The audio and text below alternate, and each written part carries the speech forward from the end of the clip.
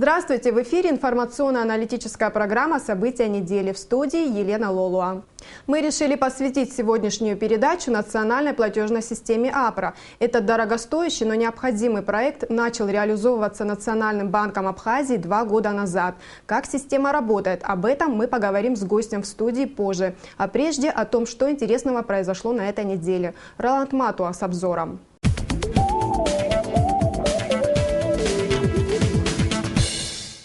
2 февраля в Абхазию приехал спецпредставитель ЕС по Южному Кавказу, сопредседатель Женевских дискуссий от ЕС Герберт Зальбер.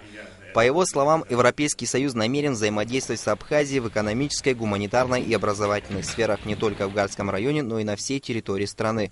В свою очередь Рауль Хаджимба подчеркнул, что Евросоюз должен рассматривать Абхазию как независимое государство, а проекты ЕС должны способствовать созданию внутренних возможностей для экономического развития Абхазии. Также участники встречи обменялись мнениями о перспективах женевских дискуссий и мерах по повышению эффективности этого формата. 2 февраля по поручению президента Рауля Хаджимба состоялось первое заседание координационного совещания руководителей правоохранительных органов по борьбе с преступностью под председательством генерального прокурора Абхазии Алексея Ломи. На заседании был утвержден план работы координационного совещания на 2015 год, который предусматривает комплекс мероприятий по борьбе с тяжкими и особо тяжкими преступлениями, преступными организациями, преступлениями в сфере экономики, расследования коррупционных преступлений. 2 февраля с целью предупреждения увеличения числа заболевших острым респираторным заболеванием среди детей в школах и дошкольных учреждениях республики был объявлен карантин. По информации Министерства образования, число заболевших колеблется в пределах от 20 до 80% от общего количества учащихся. 2 и 3 февраля на расширенном заседании парламентского комитета по экономической политике, реформам и инновациям обсуждался проект инвестиционной программы содействия социально-экономическому развитию Абхазии на 2015-2017 годы. Министр экономики Николай Ачба, министр сельского хозяйства Рафик Отроба и заместитель министра экономики Леон Кварча представили депутатам свое видение развития инвестиционной деятельности. Правительство делает акцент на развитие реального сектора экономики. 3 февраля завершился подготовительный этап проекта «Горная Абхазия. Времена года». Его автор Тенгиз Тарба пригласил гостей из числа представителей власти и журналистов в село Нижняя Ишера, чтобы продемонстрировать снаряжение, с которыми экспедиция отправится покорять труднодоступные горные районы Абхазии. В составе экспедиции инструктор горного туризма, эксперт половинной безопасности, техник-метеоролог, сотрудник МЧС Абхазии, врач, а также фотограф и оператор. Главная цель проекта – рассказать и показать миру красоту высокогорных ландшафтов Абхазии, ее неповторимую и уникальную природу. Первый этап проекта пройдет с февраля по апрель и будет проведено 5 экспедиций. Генеральным спонсором проекта выступила компания «Аквафон», но большую часть расходов профинансировал президент Абхазии. 3 февраля вечером с большим успехом прошла премьера Абхазского государственного молодежного театра на сцене Абхазского драматического театра имени Самсона Чанба. Молодые актеры представили спектакль по пьесе абхазского драматурга Шоты Чкадова «Абхазы, мы абхазы». Другое название пьесы «Кукла». Одну из главных ролей исполнила руководитель и главный режиссер молодежного театра, народная артистка Абхазии Софа Агума. Впервые спектакль «Абхазы, мы абхазы» был представлен режиссером Дмитрием Квартава. Ранее главную роль в нем сыграл Амиран Таня. Молодые актеры посвятили премьеру памяти этих выдающихся театральных деятелей. 4 февраля президент России Владимир Путин подписал закон о ратификации договора между Россией и Абхазией о союзничестве и стратегическом партнерстве, подписанный в Сочи 24 ноября 2014 года. Договором устанавливаются основы межгосударственных отношений между Россией и Абхазией в социальной, экономической и гуманитарной сферах, а также по вопросам обороны и безопасности. 4 февраля для наведения порядка вокруг Сухумского центрального рынка городские власти приняли решение ликвидировать стихийную уличную торговлю в районе улиц Вардания, Гуля и Имама Шамиля. Несогласные с таким решением продавцы организовали акцию протеста. Как пояснил столичный городоначальник Адгур Харази, торговля ведется в антисанитарных условиях и вызывает дорожные пробки в районе рынка. Торговцы без работы не останутся, заверил он. Им предоставят места возле стадиона за рынком. Туда же будет перенесена и стоянка автобусов из сел. Самовольно приходит, кто захотел, становятся на тротуар и начинают торговать. Не платят никакие налоги, создают помехи движению транспорта, передвижению людей. 4 февраля в Государственном Пушкинском музее в Москве народному поэту, академику Академии наук Абхазии Мушни Ласуря в торжественной постановке вручили премию «Золотой Дельвиг» за поэму «Золотое руно». Автором перевода поэмы на русский язык является российский поэт-переводчик Михаил Синельников. На церемонии вручения награды Мушни Ласуря поблагодарил жюри за высокую оценку его творчества и сказал, что эта премия присуждена не только ему, но и всему народу Абхазии. 5 февраля прошла пресс-конференция ректора АГУ, академика Раян Алеку Гварамя, приуроченная важной дате 36 лет назад, 5 февраля 1979 года, было принято решение о реорганизации Сухумского государственного педагогического института имени Горького в Абхазский государственный университет. По словам Алеку Гварамя, с нового учебного года в АГУ начнут проводить собеседования с абитуриентами на знание абхазского языка. 5 февраля провел первое заседание Общественный совет при Рицинском реликтовом национальном парке. В него вошли известные деятели науки, культуры, ученые. Председателем совета была избрана Инга Таня. Одна из его главных функций – следить за охраной и рациональным использованием природных богатств парка и его санитарным состоянием. 6 февраля в Гальском районе задержали 2 жителей села Отобая, подозреваемых в пособничестве убитым в ходе спецоперации 12 января членам бандгруппировки Акубардия Харгеля Хурцелава. В результате спецоперации были задержаны Гела Каркеля 1984 года рождения и Нукри Каркеля 1990 года рождения, которые признались в том, что они действительно были пособниками террористов, организовывали незаконный переход государственной границы Абхазии, членов бандгруппировок и переброску боеприпасов и оружия, которые затем прятали в особых тайниках. Они указали место, где ранее находился такой тайник и где переодевались террористы.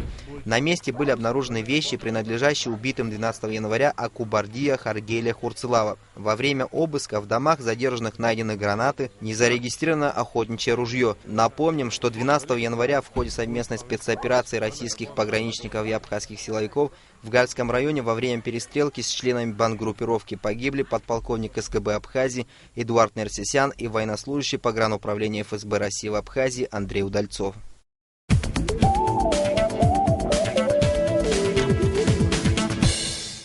Это основные события, которые произошли на уходящей неделе. А теперь вернемся к главной теме нашей программы – внедрению национальной платежной системы АПРА. Гость нашей студии сегодня – заместитель председателя Банка Абхазии Зураб Аджинджал. Здравствуйте, Зураб Владимирович. Добрый день. Перед тем, как начать беседу с вами, я предлагаю вам посмотреть сюжет о том, насколько активно платежная карта АПРА используется в Абхазии. Создать свою национальную платежную систему – шаг вынужденный. Долгое время Банк Абхазии пытался заключить договор о сотрудничестве с крупнейшими международными системами Visa и MasterCard. Однако в силу непризнанности статуса Абхазии значительной частью мирового сообщества договориться не удалось. На сегодняшний момент около 2000 человек, граждан Абхазии, являются владельцами, активными пользователями пластиковой карточки. Я бы хотел сказать, что владельцами карточки могут быть любые граждане Абхазии, даже не только те, которые являются работниками тех или иных организаций. Каждый гражданин Абхазии может подойти в банк, открыть счет, будучи физическим лицом, и иметь собственную карточку, если ему это нужно. Для чего нужна платежная система? Это сегодняшний день всей банковской системы мира. С помощью электронных средств платежа можно снять наличные деньги в банкоматах, получить заработную плату, оплатить услуги ЖКХ или сделать покупки. На самом деле очень удобно, современно, то есть не нужно владельцам карточек стоять в очереди за зарплатой. Они могут в любой удобный для них день, и днем, и ночью подойти к банкомату, обналичить деньги. Соответственно, мы развиваем также посттерминальную сеть. Речь идет о том, что можно будет в торговых объектах, ресторанах, гостиницах, магазинах, а может быть и на рынках со временем расплачиваться не наличностью, а с использованием пластиковой карты. Система АПРА действует практически во всех банках Абхазии. Организации, которые заключат с коммерческими банками договор, смогут перечислять зарплату на счет сотрудников, чтобы они могли пользоваться картами. В ближайшем будущем пенсионеры по желанию смогут получить пенсию по карточке или поручить снять деньги доверенному лицу. Готовится распоряжение Кабинета министров о том, чтобы перевести работников бюджетной сферы, в первую очередь республиканского бюджета, на значит, оплату заработной платы через пластиковые карточки. А также для удобства пенсионеров мы поставили задачу перед Сбербанком провести все подготовительные работы, чтобы в течение года, максимум 2, все наши пенсионеры могли тоже пользоваться карточками. Диана Зонтария пользуется картой АПРА около 2 лет. Это удобно и надежно, говорит она. Необходимую сумму можно снять в любое время, поскольку банкоматы работают круглосуточно. Нет необходимости носить с собой наличные денежные средства. При этом, конечно, было бы еще удобнее, если бы в наших торговых точках было больше посттерминалов, которые позволяли бы рассчитываться нашей картой АПРА. Надеюсь, в ближайшее время эти вопросы будут решены, и пользователи, владельцы карты АПРы будут рассчитываться ею во всех торговых точках. Для оплаты счета по пластиковым картам в точках торговли используются посттерминалы. В Сухуми лишь несколько мест, где установлен этот аппарат. Один из них в ресторане быстрого питания Country Chicken. Здесь с 16 января по картам оплатили счет всего лишь 5 посетителей. Нужно ввести пин-код, уже человек как бы вводит свой пин-код, и уже делаем оплату. Вводим цифры и вводим оплату. После того, как международные платежные системы на время прекратили обслуживание карт крупнейших российских банков в марте прошлого года в связи с санкциями США, Россия за короткий срок создала свою национальную систему платежей. Для Абхазии есть в этом плюс, потому как владельцы карты АПРА смогут в перспективе использовать ее в том числе и на территории России. Зураб Владимирович, хотелось бы узнать, как принималось решение о введении национальной платежной системы в Абхазии. В этом смысле мы опередили Россию. Кто принимал участие в реализации этого проекта?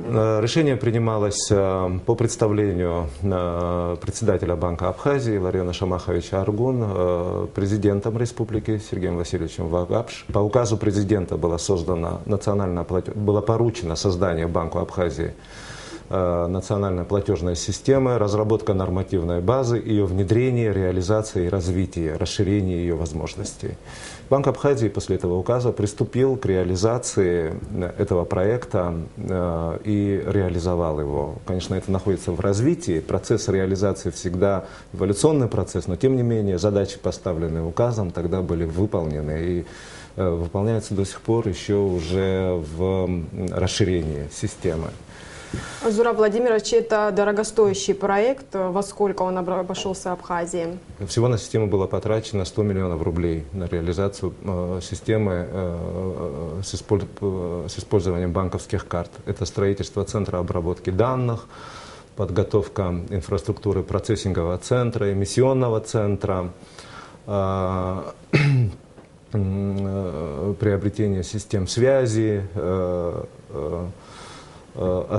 Это то, на что были потрачены именно эти деньги. Затем Банк Абхазии, уже используя собственные ресурсы, имеющийся опыт, он приступил к созданию нормативной базы, созданию кадрового потенциала. Давайте уточним, что это деньги из российского кредита, выделенного на развитие банковской системы. Да, это деньги из российского кредита на развитие банковской системы. Часть средств была потрачена на укрепление системы, на модернизацию ее. И в этой части она модернизировалась, мы провели модернизацию. Еще часть средств потратили на модернизацию ядра системы. Это такая же сумма, тоже 100 миллионов рублей мы потратили на модернизацию ядра межбанковских платежей, потому что она должна была суметь ответить на высокотранзакционную активность уже населения. Зураб, высказывается мнение о том, что внедрение карты АПРА – это шаг, в принципе, преждевременный, поскольку мы знаем, что большое количество населения живет на минимальную зарплату, и потребности в этой банковской услуге, в принципе, минимальные. Что вы скажете по этому поводу? Ну, конечно, наша экономика, ее одна из основных черт – это экономика с низким уровнем доходов. И населения, бизнеса. И еще одна, конечно, характерная черта – это высокий уровень теневой экономики. И мнение о том, что система, ее реализация была преждевременным, это носит некий такой спекулятивный характер. На самом деле система привнесла новый индекс качества в жизнь людей, держателей карт. То есть они раньше, граждане нашей страны, о чем я говорю конкретно, они были лишены возможности пользоваться современным продуктом. Вообще в принципе. Система изменила эту реальность. Мы заложили основы конкуренции на рынке банковских услуг, и банки начинают там конкурировать. Это означает, что банки, коммерческие банки, уже пользуясь ядром системы, ее возможностями, будут идти по пути, неизбежно будут идти по пути создания новых продуктов для граждан нашей страны. Да, вот хотелось бы конкретно, что это даст госслужащим, пенсионерам, будет юридическим организациям. Вот конкретно. Работодателям это даст возможность снизить риски и удешевить, снизить накладные расходы по финансовому возмещению труда своих работников. Держатели же карт, они получают доступ дистанционный доступ к своему счету в банке. Вне зависимости, то есть они могут, не обязательно им сегодня будет приходить в офис банка или в кассу организации для того, чтобы получить свою заработную плату. Они сразу после начисления заработной платы, это происходит моментально, они имеют возможность получить свою заработную плату вне офиса организации или банка. Это можно сделать в любом банкомате нашей страны. Эта инфраструктура, кстати, будет расширяться. Сейчас не очень большое количество, к сожалению, банкоматов, но это этап развития системы. Их количество будет увеличиваться. Сейчас пока небольшая эмиссия карт, да, всего 2000 человек на этот момент пользуются картой. Мы надеемся, что совместные усилия наши с правительством, скоро будет постановление правительства, об этом говорил председатель банка в интервью вашему каналу, которая переведет зарплату бюджетников на карту. Очень много вопросов, насколько это безопасно, насколько это, даже не насколько это удобно, насколько это безопасно. Да, вот, к примеру, владелец утерял карту, что ему делать? Потерянная карта блокируется банком, и держатель карты должен сразу обратиться по телефону в банк-эмитент и заявить об этом. Карта сразу блокируется. Даже если он не сделал этого, картой все равно будет невозможно воспользоваться, потому что карта чиповая, и необходимо знание пин-кода, необходимо соблюдать, если держатель при условии соблюдения правил использования карты. То есть, если вы мне не сообщите свой пин-код, я, конечно же, не смогу воспользоваться вашими средствами на карте. То есть, мы сразу строили систему с использованием последних технологий, последних достижений. Попытались не совершить тех ошибок, которые проанализировали, то есть, вот, предыдущие опыты. Попытались не совершить тех ошибок, которые делали в других системах. В чем удобство для пенсионеров, в частности? Для пенсионеров, конечно же, да. Одним из замыслов, да, вот создания, когда мы подходили к созданию, это сделать так, чтобы конечным пользователем системы стал пенсионер. То есть одна из социальных групп, на которую была направлена, да, эта карта, эта система, это наши пенсионеры. Потому что мы знаем, какие нагрузки они испытывают, стоя в очередях. С одной стороны, конечно, это социальный феномен, но с другой стороны, это нагрузки, которые мы обязаны выполнить, доставить пенсию пенсионеру в наиболее удобном виде. И пенсионеру также дает эта возможность не стоять в очереди. Помимо пенсионных средств, получить на эту карту еще и мы знаем, что много наших пенсионеров получают материальную помощь из-за границы от своих родственников. Эти каналы, пенсионная карта вот позволит, мы сейчас работаем над реализацией именно такого карточного продукта, как пенсионная карта, и завершаем. Сейчас вот дано поручение банку, сберегательному банку, он готовит свои предложения, но сделать так, чтобы пенсионер получал на карту не только пенсию, но и другие денежки, которые ему отправляются из-за границы. Очередной сегмент, на который была направлена эта система, это там малый бизнес, тоже большая группа населения, которое занимается малым бизнесом и которому карта что-то может тоже дать, и мы проецировали возможности системы на этих людей тоже. Вы сказали о том, что всего 2000 человек являются владельцами карты АПРА. Да. Скажите, что мешает расширению использования этой банковской карты? Какие перспективы вообще? Одной из задач первичных это было, конечно, и перевод зарплаты. Вот это прям в указе было написано, перевод зарплаты государственных служащих на карту. И в этом смысле система, конечно, вот в предыдущий период все время наталкивалась на известное противодействие. То есть мы несколько раз обращались в органы исполнительной власти за конкретным решением. Сейчас, к счастью, уже, да, и вот на днях уже будет это постановление, и одна из задач конкретных системы, да, вот перевод зарплаты государственных служащих на карту будет осуществлен. Что мешало? Уровень транспарентности при принятии таких решений должен быть чрезвычайно высокий.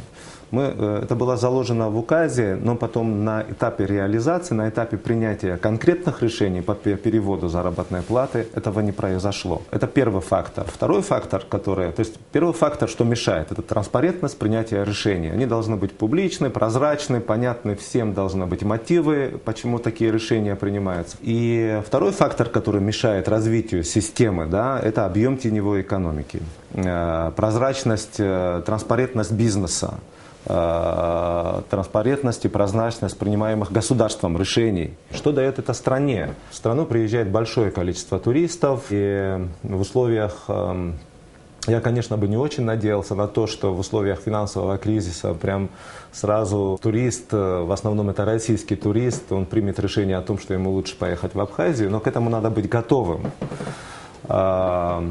И это дополнительный канал. Российский турист, он, кстати, еще одна такая особенность. Российский турист раньше не имел возможности приехать в Абхазию и расплатиться за эту услугу, за туристическую услугу, расплатиться в ресторане, по всему спектру, да, в гостинице, картой. Он вынужден был вести с собой наличную сумму денег. Это и вопросы безопасности, как и в любой стране, не только в Абхазии, на самом деле. И в этом смысле туристическая отрасль, да, мы вот внесли свой вклад, она повысила свою конкурентоспособность. Раньше турист, то есть, выбирал, я знаю, да, даже очень многие знакомые ваши наверняка, а можно ли расплатиться с карточкой? Мы говорили нет. И он, скорее всего, принимал решение о том, что он поедет в другую страну, там, куда он может поехать без наличных. Сегодня Абхазия может дать это всему миру и сказать, что человек из любой точки мира может приехать сюда с картой без наличности. В свою очередь, карта АПРА может заработать в Российской Федерации. Она фактически уже работает. И это всего лишь просто выключена эта возможность, потому что это вопрос экономики. Вот мы надеемся, что бизнес-сообщество тоже поддержит. Конечно, государство сейчас сделает. Оно переведет зарплату государственных служащих на карту. Бизнес-сообщество тоже должно обсудить внутри своих профессиональных сообществ и принять это решение о том, что если они ответственно относятся к своим задачам, у них не только задачи главная задача извлечения, получения прибыли, но есть еще и социальная ответственность у бизнеса тоже. И последний вопрос на сегодня, это немножко другая уже тема. Девальвация рубля негативно отразилась на экономике Абхазии, но в то же время, с другой стороны, ожидается большой приток туристов из России. Ваши прогнозы на этот год? В условиях, я скажу такое слово, наверное, очень непонятное, высокая волатильность, и прогнозы, конечно, менее чем уместны. Я думаю, что в любом случае важен тренд. То есть там есть краткосрочная и долгосрочная перспектива, да, этого тренда девальвации. Есть большая надежда на то, что, конечно, рубль там стабилизировался, но накладные расходы, конечно, в экономике вырастут, потому что предприниматели столкнулись с ростом цен у поставщиков. И это будет сказываться на нас с вами. То есть мы будем вынуждены платить больше за те товары, услуги, которые нам необходимы ежедневно. То есть поэтому, конечно, жизнь станет сложнее в этом смысле. У нас уже импорт, он превалирует над экспортом, там структура платежного баланса, экспорта и импорта, вернее, она такова, что мы очень много импортируем. Поэтому мы зависим от импорта и от цены импортеров. Если исходить из того, что рубль стабилизируется, останется на этом уровне, то все будет не так плохо, да, как там можно предположить. Если произойдет дальнейшее снижение цены на нефть, мы все же находимся в рублевой зоне, то, соответственно, и мы окажемся под этим давлением. Поэтому нужно сокращать собственные расходы, жить посредством все же. Стараться меньше тратить денег на какие-то излишества с ближайшими соседями, с Турцией и так далее. Да. Надеяться на то, что запрет ограничились возможности у российского туриста, 99% это российский турист, он поедет в Абхазию, это надо в лучшем случае, в лучшем сценарии надеяться на это.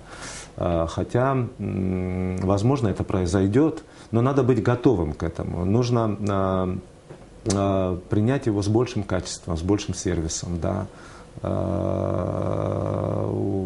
И надо дать вопросы гарантии, вопросы безопасности необходимо решать. Главное, что я хотел донести, я призываю и бизнес-сообщество в первую очередь сегодня подключиться к этой работе и ставить у себя посттерминал. Вот так конкретно я скажу, ставить у себя посттерминал. Мы его поддержим в этом, мы сделаем все для того, чтобы у него в его точке продаж, там, где, особенно в условиях финансового кризиса, мы со своей стороны дадим этот продукт на фоне того, что мы ожидаем больше туристов, больше экспорта этой услуги. Зураб Владимирович, спасибо вам за интересную беседу. До свидания. До свидания. Ну что ж, Зураб Аджинджел был в нашей студии. А теперь о событиях сегодняшнего дня. В Центральном выставочном зале в Сухуми прошла благотворительная выставка-ярмарка сувениров, выполненных руками детей с ограниченными возможностями. Ее организовал благотворительный фонд «Кормил». Посетители выставки имели возможность приобрести сувенирные изделия из обожженной глины. Деньги, вырученные от продажи сувениров, пойдут на нужды мастерской, в которой занимаются дети с ограниченными возможностями. Смотрите репортаж Нисфы Аржба. Уникальная выставка-ярмарка открылась в Центральном выставочном зале столицы. В экспозиции более полусотни работ, авторами которых стали юные мастера с ограниченными возможностями. Каждая поделка содержит частичку души ребенка. Это больше, чем творчество. Это их мироощущение, которым они делятся с каждым из нас. Вот сидит бабочка, она летает. Вот у нее такие крылышки. Она сидит на цветах. Вокруг маленькие такие цветочки. Чувствуешь? Саш? Да? Чувствуешь бабочку? Тимофей Ленов совсем недавно стал ходить в мастерскую благотворительного фонда «Кормил». Раньше он, бывало, лепил разные поделки, но все больше из пластилина. С глиной познакомился впервые и за несколько занятий успел сделать множество работ. Как признается Тима, так ласково называют десятилетнего художника друзья, больше всего ему нравится черный и белый цвет. Поэтому, слепив маску, решил раскрасить ее именно в эти два цвета. Почему видишь, у тебя здесь черный, здесь белый, а ты не пробовал другие цвета? Не пробовал? Попробуешь? Нет? Почему? Тебе так больше нравится? Да. Рисовать Тима начал в раннем детстве. Талант передался по наследству. Мама Екатерина тоже художник. Она сама занималась с ребенком, так как ему нужен индивидуальный подход. в студию Хэппи стали ходить не так давно, буквально несколько занятий как бы были, но ему очень понравилось, там очень хороший коллектив, как бы дружелюбное все, вот. И вот лепим, нам, конечно, помогают при помощи как бы всех сил вместе, ему нравится. Диагноз детский церебральный паралич не позволяет вести Тиме обычный образ жизни. Другой участник выставки, Артур Кущан, старше своего друга вдвое, но радуются они своим работам и успеху одинаково. Улыбки не сходят с их лиц. Артур прилежный ученик, он очень активный и ответственный. Ни разу не позволял себе опоздать ни на одно занятие. Большому желанию Артура работать и помогать родителям пока не суждено сбыться. Не позволяет слабое здоровье. В мастерскую «Кормил» ходит с удовольствием. Жалеет лишь о том, что любимые занятия длятся всего час. Этого времени не хватает, чтобы осуществить все задумки, которых у Артура великое множество. Это тебе больше нравится? Да. Долго? Ну сколько? Месяц? Чуть-чуть? Да, 1 день. 1 день? Да. Скажи, тяжело? Нет. Дети с ограниченными возможностями вынуждены жить практически в заперти и испытывать постоянное одиночество. Часто мир здоровых людей предпочитает о них не знать. Но они остаются детьми, также хотят играть, смеяться, учиться. Они очень хотят общаться и с помощью своих работ доносят до каждого из нас свой внутренний мир, свое мироощущение. Одна из целей – это чтобы ребята вышли из своих домов, потому что полноценный ребенок, понятно, он в школе, он в садике, он в обществе, он ходит в гости. Такие дети, как правило, они сидят дома. И одна из целей – это чтобы они вышли из своих домов, дать им маломальскую специальность, профориентация – это вторая цель наша. И третья – это интеграция в общество. У производственно-интеграционных мастерских, где ребята создают свои творения, нет постоянного помещения. Перебираясь с места на место, они все же планируют расширяться и дойти до детей с ограниченными возможностями в Гудауте и Ачимчирском районе. Нисфа Аршба, Саид Айба, Абхазское телевидение. На сегодня это все, о чем мы хотели вам рассказать. Я с вами прощаюсь. Всего вам доброго и до свидания.